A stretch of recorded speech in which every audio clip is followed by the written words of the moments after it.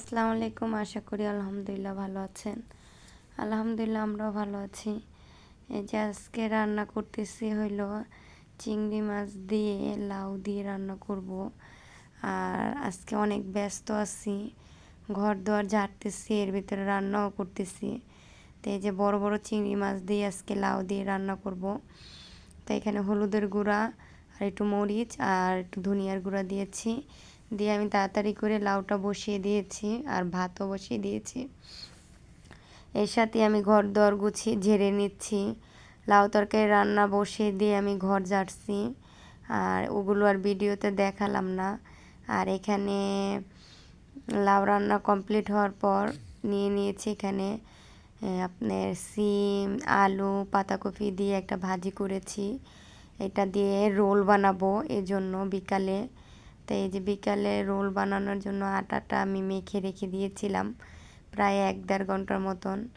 তাই এখন সেটা দিয়ে রোলগুলো লেচি কেটে আমি বানিয়ে নিচ্ছি। রুটির মতন করে পাতলা করে বেলেছি। এই যে আর একটু পানি দিয়ে লাস্ট মুহূর্তে এভাবে করে দিয়ে আমি সবগুলো রোল এভাবে বানিয়ে নেব। এই যে দেখেন অনেকগুলো রোলই বানানো হয়েছে। তাই এখন কিছু খাওয়ার জন্য কয়েকটা ভাজবো আর বাকিগুলো আমি ডিপে রেখে দেব। তাই আজকে এ পর্যন্তই ছিল ভিডিওটা। যে যেখান থেকে দেখতেছেন না কেন, যদি ভালো লেগে থাকে অবশ্যই লাইক, কমেন্ট, শেয়ার করতে ভুলে যাবেন না। সবাই আমাদের জন্য দোয়া করবেন যেন আমরা সুস্থ থাকি, ভালো থাকি। আর এই যে বানানো হওয়ার পর খেতে অনেক মজা হয়েছিল।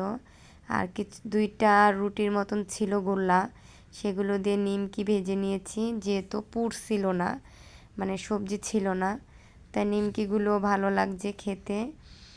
তাই সবাই ভালো থাকবেন, সুস্থ থাকবেন। আসসালামু আলাইকুম। আমাদের জন্য দোয়া করবেন। আজকে ভিডিওটা এই পর্যন্তই।